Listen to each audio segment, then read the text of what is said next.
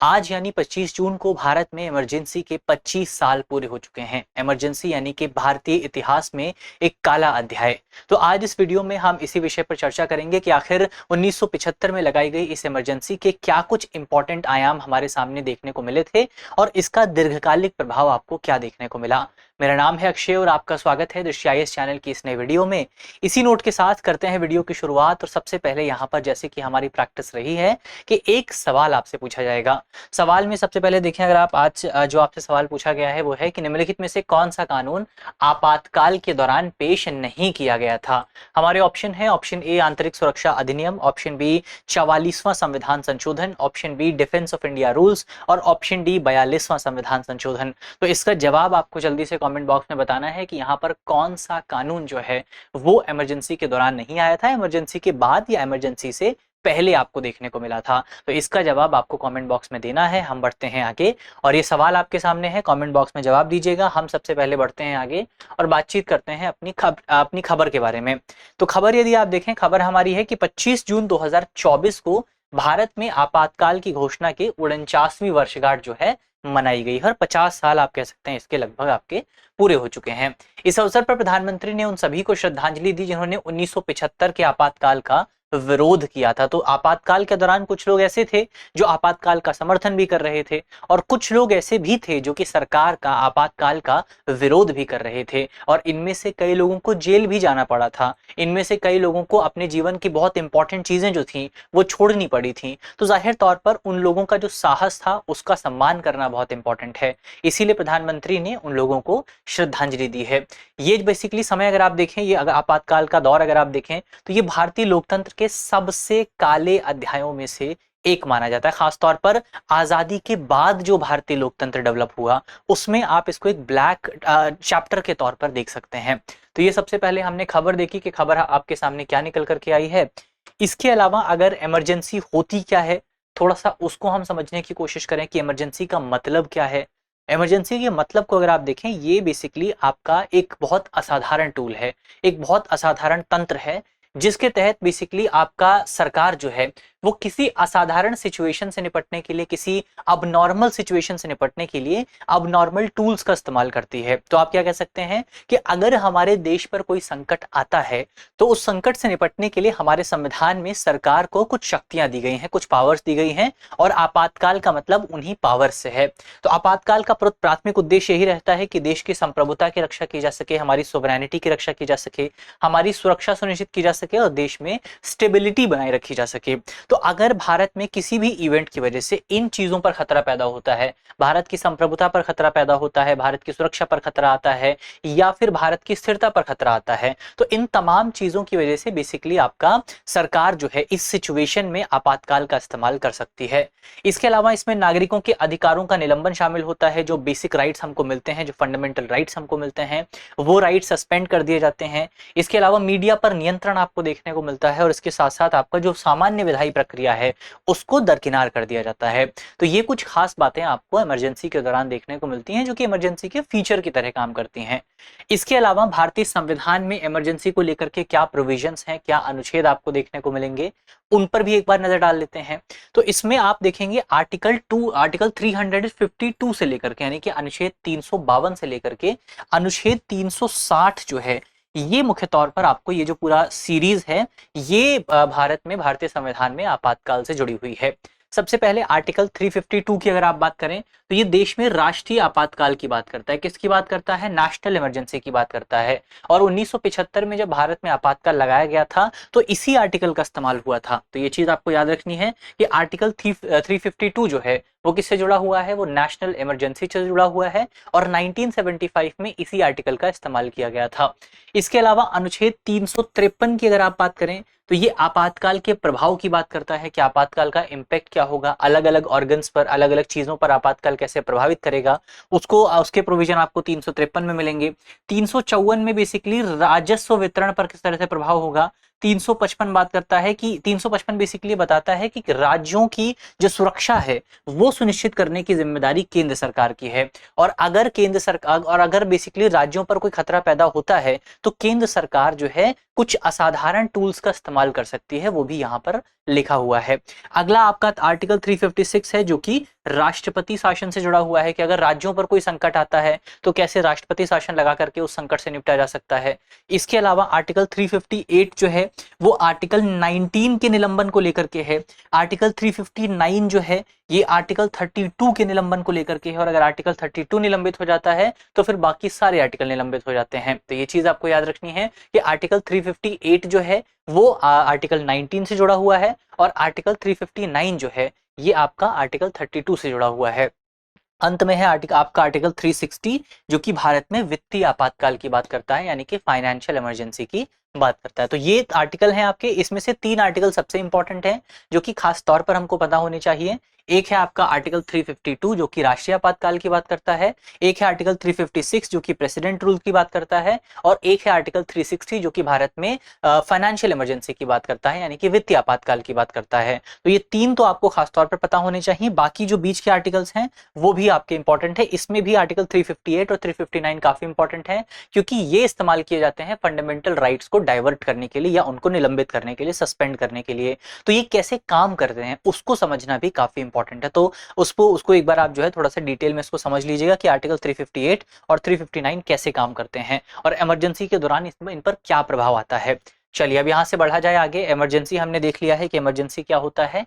अब हम लौटते हैं 1975 पर, यानी कि जब 1975 में भारत में इमरजेंसी लागू की गई थी तो उस इमरजेंसी का बैकग्राउंड क्या था, उस इमरजेंसी की पृष्ठभूमि क्या थी और इमरजेंसी क्यों लागू की गई थी, उस पर अगर आप बात करें तो भारत में अगर आप इमरजेंसी को समझना चाहते हैं, यानी कि 1975 का जो पीरियड था उसको समझना चाहते हैं, तो आपको थोड़ा सा पीछे जाना पड़ेगा। कितना पीछे? आपको जाना पड़ेगा 1971 में। 1971 में बेसिकली आप जानते हैं कि जो आपका बांग्लादेश को हमने आज़ाद कराया था, बांग्लादेश को स्वतंत्रता का एक पूरा अभियान हमने देखा था, भारत और पाकिस्तान के बीच में लड़ाई भी हुई थी। इस लड़ाई के बाद देश में चुनाव भी हुए थे। चुनाव में इंदिरा गांधी की सरकार जो है बनती है, चुनाव में इंदिरा गांधी की जीत होती है, बहुमत से जीत होती है। लेकिन उस समय अगर आप देखें, एक तो अंतर्राष्ट्रीय स्तर पर सिचुएशन बहुत बेहतर नहीं थी, आर्थिक संकट आपको देखने को मिल रहा था। दूसरी तरफ अगर आप देखें तो भारत क्योंकि एक युद्ध से वापस आया था, भले ही भारत जीत करके लौटा था, लेकिन आप हमेशा देखेंगे जब भी कोई देश युद्ध से वापस आता है, युद्ध समाप्त होता है, तो उस देश में आपको एक आर्थिक मंदी की सिचुएशन देखने को मिलती है। तो एक तो अंतर्राष्ट्रीय स्तर पर सिचुएशन ठीक नहीं थी, दूसरा राष्ट्रीय स्तर पर भी आपको आर्थिक संकट देखने को मिल रहा था। और ये आर्थिक संकट जो है, इस आर्थिक संकट ने आगे चल करके राजनीतिक अस्थिरता को जन्म दिया। अब क्योंकि इकोनॉमिक क्राइसिस आता है तो इसकी वजह से इन्फ्लेशन काफी ज्यादा बढ़ जाता है, इन्फ्लेशन बढ़ जाता है, और दूसरी तरफ आपका इकोनॉमी में अनएम्प्लॉयमेंट आपको देखने को मिलता है। तो ये तमाम चीजें भारतीय इकोनॉमी में उस समय आपको देखने को मिल रही थी। तो अब ये जो संकट आए, इसकी वजह से जो सरकार थी उस समय, इंदिरा गांधी की जो सरकार थी, वो काफी ज्यादा कमजोर हो रही थी। तो एक तो ये बैकग्राउंड आपको याद रखना है कि इकोनॉमिक क्राइसिस थी, लोग जो है बहुत आप कह सकते हैं महंगाई का सामना कर रहे थे, अनएम्प्लॉयमेंट का सामना कर रहे थे, लोगों के पास अपनी बुनियादी जरूरतों को पूरा करने के लिए भी संसाधन मौजूद नहीं थे। दूसरी तरफ दूसरा जो आपका पहलू है वो है इलाहाबाद हाईकोर्ट का डिसीजन। कौन से मामले में? इलाहाबाद हाईकोर्ट का डिसीजन आया था राजनारायण केस में। बेसिकली यहाँ पर जो चुनाव हुए थे 1971 में, राजनारायण जो इंदिरा गांधी थी उन्होंने रायबरेली से चुनाव लड़ा था। कहां से? रायबरेली से उन्होंने चुनाव लड़ा। अब रायबरेली से जब उन्होंने चुनाव लड़ा तो उनके सामने मौजूद थे राजनारायण जी। अब राजनारायण और इंदिरा गांधी के बीच में चुनाव हुआ और इस चुनाव में इंदिरा गांधी की जीत होती है। लेकिन राजनारायण बाद में इंदिरा गांधी पर यह आरोप लगाते हैं कि उन्होंने बेसिकली सरकार में रहते हुए अपनी पावर्स का इस्तेमाल करते हुए, या आप कहें अपनी पावर्स का गलत इस्तेमाल करते हुए चुनाव में जीत हासिल करने की कोशिश की है। अब अगर आप देखें रिप्रेजेंटेटिव्स ऑफ पीपल्स एक्ट 1951 यानी कि आरपीए एक्ट 1951 जो है, ये एक्ट साफ तौर पर कहता है कि भारत में कोई भी जो आपका जो भी इलेक्टेड व्यक्ति है, जैसे प्राइम मिनिस्टर हो गया या कोई मिनिस्टर हो गए, तो ये जो इलेक्टेड व्यक्ति हैं, इन इलेक्टेड व्यक्ति अगर ये चुनाव लड़ते हैं तो ये बेसिकली सरकारी मशीनरी का इस्तेमाल नहीं कर सकते हैं, ये सरकारी अधिकारियों का इस्तेमाल नहीं कर सकते हैं। सरकार के जैसे उन पर आरोप ये भी लगा था कि उन्होंने सरकार के हवाई जहाज का इस्तेमाल किया था, सरकारी जो ऑफिसर्स थे उनका इस्तेमाल किया था, उन्होंने अपने पर्सनल सेक्रेटरी का इस्तेमाल किया था चुनाव के दौरान।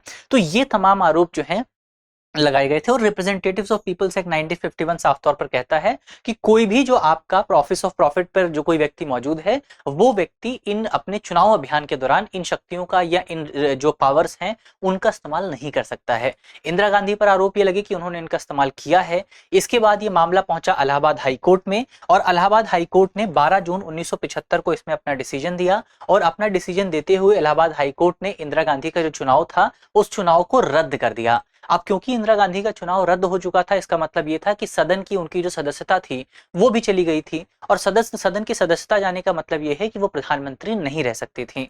हालांकि इस पूरे मामले को बाद में सुप्रीम कोर्ट में चुनौती दी गई थी, और सुप्रीम कोर्ट ने इस पूरे डिसीजन में पार्शियल स्टे लगा दिया था। पार्शियल स्टे का मतलब ये था कि बेसिकली इंदिरा गांधी संसद के सदस्य रह सकती थी, प्रधानमंत्री रह सकती थी, लेकिन वो कोई विशेष काम नहीं कर सकती थी या कोई बहुत बड़ा डिसीजन नहीं ले सकती थी। तो ये बेसिकली एक ये भी सिनेरियो था। तो दो सिनेरियो हमने देखे। एक सिनेरियो, आपका देश आर्थिक संकट का सामना कर रहा था, बहुत महंगाई थी, अनएम्प्लॉयमेंट था, लोगों के पास रिसोर्सेज नहीं थे।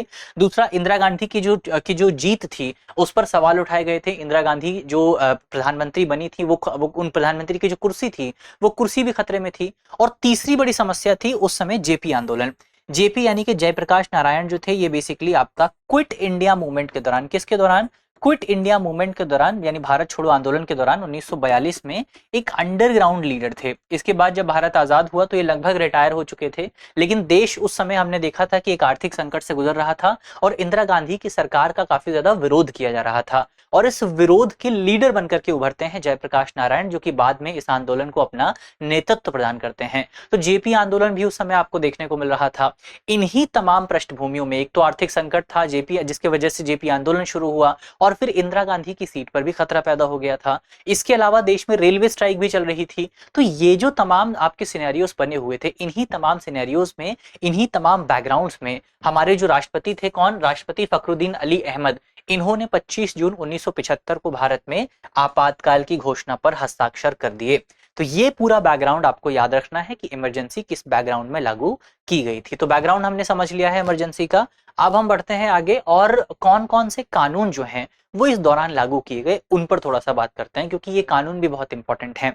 इसमें से पहला कानून था आपका मीसा कानून, यानी कि आंतरिक सुरक्षा अधिनियम।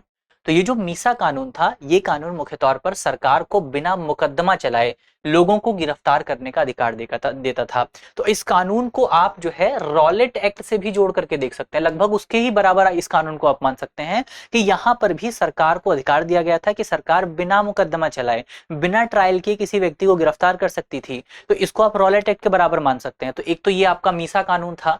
एक और कानून था जिसका नाम था विदेशी मुद्रा एवं तस्करी रोकथाम अधिनियम, ये भी उस समय लागू किया गया था। एक कानून था आपका डिफेंस ऑफ इंडिया रूल्स, जो कि युद्ध जैसी परिस्थितियों में सरकार को व्यापक शक्ति प्रदान करता था।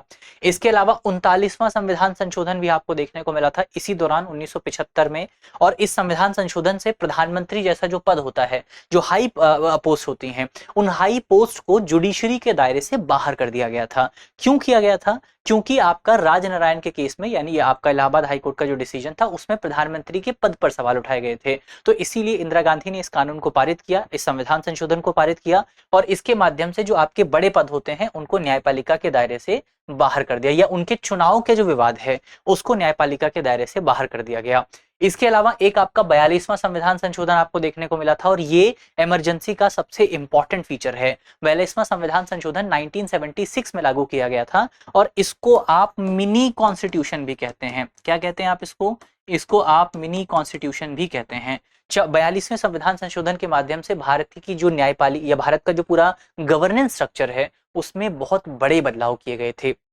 जैसे एग्जाम्पल के तौर पर इसमें हमारी जो संसद थी उसको बहुत ज्यादा शक्तियां दे दी गई थी, बहुत एक्सटेंसिव पावर्स दी गई थी, न्यायपालिका की स्वतंत्रता को सीमित किया गया था। इसके अलावा बहुत सारे विषयों को राज्य सूची से निकाल करके कॉन्करेंट लिस्ट में शामिल कर दिया गया था। तो ये भी आपको देखने को मिला था। और भी जो आपकी लोकसभा का कार्यकाल था उसको भी बढ़ा दिया गया था। बहुत सारी चीजें जो है वो आपको 42वें संविधान संशोधन में देखने को मिली थी।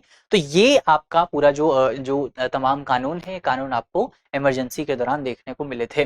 अब कौन कौन से जांच बेसिकली यहाँ पर आपका जो इमरजेंसी थी इससे जुड़े कुछ इंपॉर्टेंट मुकदमे भी हैं जिनके बारे में हमको पता होना चाहिए। बहुत सारे आयोग हैं जिन्होंने इस पूरे विषय को लेकर के अपने डिसीजन दिए हैं, चाहे 1975 की इमरजेंसी हो, चाहे आपका ओवरऑल इमरजेंसी से जुड़े प्रोविजंस हो। तो सबसे पहले अगर आप बात करें सुप्रीम कोर्ट के डिसीजंस की, तो इसमें जो एक इंपॉर्टेंट डिसीजन जिसको आप हिस्टोरिकली काफी इंपॉर्टेंट मान सकते हैं वो है एडीएम जबलपुर केस। तो एडीएम जबलपुर बनाम शिवकांत शुक्ला केस जो था 1976 में आपको देखने को मिला था, और भारतीय न्यायपालिका के लिए आप इसको सबसे खराब मुकदमों में से, सबसे खराब डिसीजंस में से एक मान सकते हैं।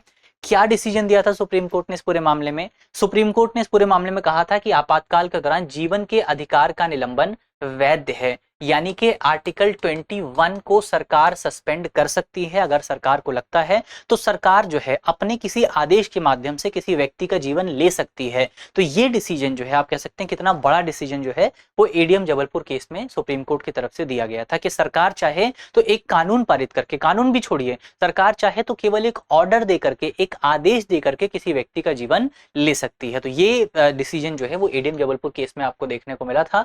एक आपका मेनका गांधी बनाम भारत सरकार केस है, इमरजेंसी के दौरान नहीं आया था लेकिन उसी से ही आप इसको लगभग जोड़ करके देख सकते हैं, क्योंकि इस डिसीजन में मेनका गांधी बनाम भारत सरकार विवाद में सुप्रीम कोर्ट ने एडीएम जबलपुर केस को पलट दिया था। और एडीएम जबलपुर केस को पलटते हुए सुप्रीम कोर्ट ने व्यक्तिगत स्वतंत्रता और अनुच्छेद 21 को नया आयाम दिया था और कहा था कि आप एक तो इसको ले नहीं सकते हैं, दूसरा इसके बहुत सारे डायमेंशंस हैं। और मेनका गांधी केस के बाद ही आप देखेंगे कि आर्टिकल 21 जो है उसके अलग अलग डायमेंशंस आपको देखने को मिलते हैं। इसके अलावा एक केस आपका हमने वही देख लिया, राजनारायण केस है 1975 में, जहां पर सुप्रीम कोर्ट बेसिकली आपका इलाहाबाद हाई कोर्ट ने जो इंदिरा गांधी के खिलाफ भ्रष्टाचार के आरोप लगे थे उन आरोपों को सही ठहराया था। बाद में सुप्रीम कोर्ट ने भी यही किया था। इसके अलावा आयोगों की बात करें तो इसमें सरकारिया आयोग है जिसने अनुच्छेद 356 का दुरुपयोग रोकने हेतु बहुत सारे दिशा निर्देश दिए हैं, और एक आपका पंछी कमीशन है। पंछी कमीशन ने बहुत सारे रिकमेंडेशंस दी हैं, जिसमें से कुछ रिकमेंडेशन आपका इमरजेंसी को लेकर भी हैं, जिसमें कहा गया है कि इमरजेंसी की पावर्स को हमको सीमित करना चाहिए और इसको लोकल लेवल पर रखना चाहिए, ना कि नेशनल लेवल पर। तो ये बात भी आपका पंछी आयोग में कही गई थी। तो ये बेसिकली हमने इसको समझ लिया है। अब जो आपका इमरजेंसी लगाई गई थी उसके दीर्घकालिक प्रभाव क्या थे, उनको थोड़ा सा हम समझने की कोशिश करें, क्या क्या इम्पैक्ट आपको देखने को मिला था। मेंस के लिहाज से इंपॉर्टेंट है। सबसे पहला जो इम्पैक्ट रहा वो ये रहा कि लोकतंत्र को लेकर के जो चेतना हमारे देश में है, जो कॉन्शियसनेस है डेमोक्रेसी को लेकर के, उसका विस्तार आपको देखने को मिला था। अगर आप इमरजेंसी से पहले की बात करें तो लोग लोकतंत्र में इतनी दिलचस्पी नहीं लेते थे, क्योंकि आपका आजादी का एक लंबा समय गुजर चुका था और आजादी के इस लंबे समय के बाद जो है एक नई पीढ़ी आपको देखने को मिल रही थी जिसको आजादी जिनके पैदा होने से पहले आजादी जो है आपको मिल चुकी थी। तो अब क्योंकि एक नई पीढ़ी थी तो उसको संघर्ष का नहीं मालूम था, उसको संघर्ष का नहीं पता था। उनको नहीं पता था कि अगर वो लोकतंत्र में हिस्सा नहीं लेते हैं, अगर वो लोकतंत्र को दरकिनार करते हैं तो उसके क्या नेगेटिव इंपैक्ट आपको देखने को मिलेंगे। तो एक ये भी चीज जो है इमरजेंसी के बाद लोगों को समझ में आई कि वो अगर डेमोक्रेटिक पार्टिसिपेशन से अपने आप को बाहर रखते हैं तो फिर ये उन्हीं के लिए एक बड़ा खतरा आगे चल करके पैदा कर सकता है, उन्हीं के अधिकारों के लिए एक बड़ा खतरा जो है वो पैदा कर सकता है। तो मीडिया पर अंकुश और नागरिक स्वतंत्रता के हनन में जन जागरूकता आपको देखने को मिली। लोकतंत्र की इंपॉर्टेंस क्या है, डेमोक्रेसी क्यों इंपॉर्टेंट है, इसको लेकर भी बेसिकली लोगों में समझ जो थी वो और ज्यादा बेहतर हो पाई थी। इसके अलावा इमरजेंसी के दौरान बहुत सारे जो आपके जो मीडिया हाउसेस थे उन पर प्रतिबंध लगाया गया था, उन पर ये रिस्ट्रिक्शन था कि वो कुछ भी ऐसा पब्लिश नहीं कर सकते थे जो कि सरकार को क्रिटिसाइज करता हो। तो ऐसे में उन्होंने एक नई तरकीब निकाली थी जिसको कहा जाता है ब्लैंक एडिटोरियल। ब्लैंक एडिटोरियल में बेसिकली आपका जहां पर एडिटोरियल पब्लिश होते थे उस एरिया को जो है खाली छोड़ दिया जाता था, क्योंकि अगर वहां पर कुछ लिखा जाता और सरकार को क्रिटिसाइज करता तो फिर उनको जो है उन पर कार्यवाही होती। तो ऐसे में बहुत सारे मीडिया हाउसेस ने या बहुत सारे जो मीडिया घराने थे उन्होंने एडिटोरियल जो पेज था उसको खाली छोड़ दिया था। तो इसकी वजह से बेसिकली पत्रकारिता ने विरोध का एक नया रास्ता निकाला था। तो एक तो आपका लोकतंत्र को लेकर के चेतना का विस्तार होता है, फिर न्यायपालिका की भूमिका में भी बदलाव आपको देखने को मिलता है। 1970 जो आपके जो पूरे इमरजेंसी का दौर था उस दौर के बाद अगर आप देखें, इमरजेंसी के दौरान एडीएम जबलपुर केस जो है वो न्यायपालिका पर हमेशा से एक कलंक के तौर पर देखा जाता है, लेकिन उसके बाद अगर आप देखें तो लगातार न्यायपालिका में एक्टिवनेस, सक्रियता आपको देखने को मिली है। तो ये भी चीज काफी इंपॉर्टेंट है कि इमरजेंसी के बाद जो है मौलिक अधिकारों की रक्षा को लेकर के सुप्रीम कोर्ट या न्यायपालिका जो है उसने काफी ज्यादा सक्रियता दिखाई है। और इसका एक एग्जाम्पल है मेनका गांधी केस। मेनका गांधी केस की हमने बात की कि मेनका गांधी केस में बेसिकली सुप्रीम कोर्ट ने अपने पुराने डिसीजन को ही पलट दिया और आर्टिकल 21 का विस्तार किया। तो ये भी एक इंपॉर्टेंट पॉइंट यहाँ पर आपको याद रखना है। फिर राजनीतिक परिदृश्य में भी आपको परिवर्तन देखने को मिला था।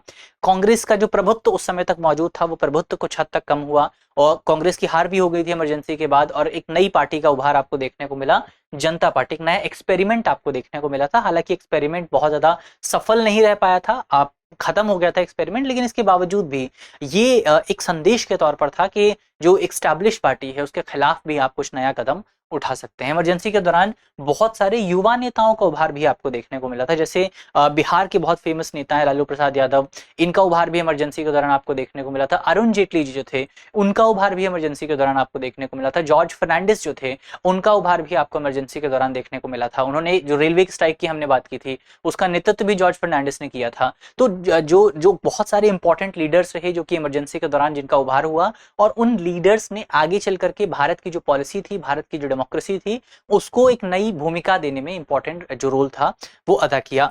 इसके अलावा इमरजेंसी का जो आउटकम था उसमें 44th अमेंडमेंट काफी इंपॉर्टेंट माना जाता है। आपको याद होगा हमने बात की थी 42nd अमेंडमेंट के बारे में। 42nd अमेंडमेंट में बहुत सारे ऐसे इंपॉर्टेंट प्रोविजन थे जो कि भारतीय लोकतंत्र का जो मूल कैरेक्टर था उसको चेंज कर रहे थे।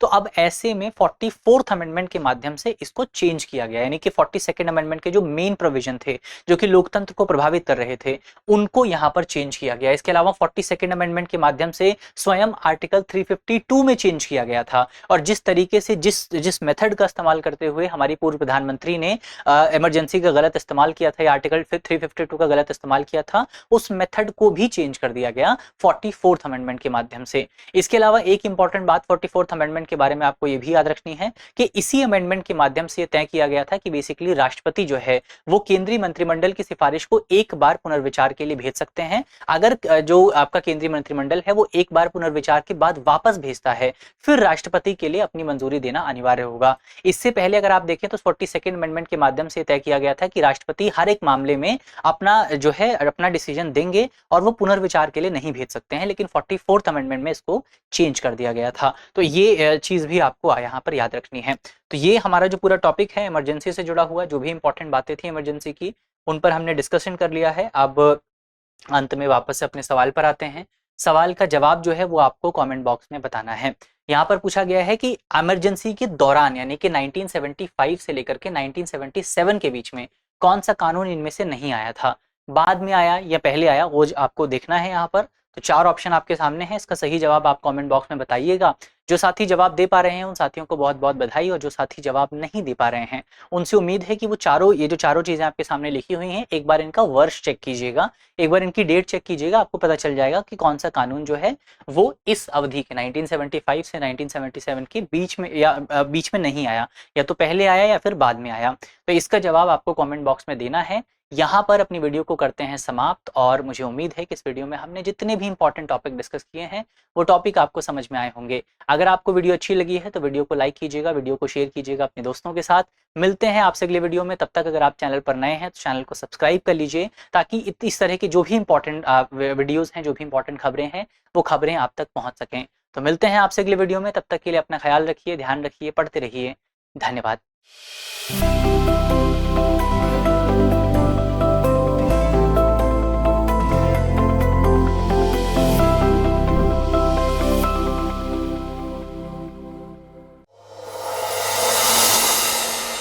डियर व्यूअर्स, अपने एग्जाम की तैयारी को और बेहतर करने के लिए हमारे चैनल को लाइक, शेयर और सब्सक्राइब करना न भूलें।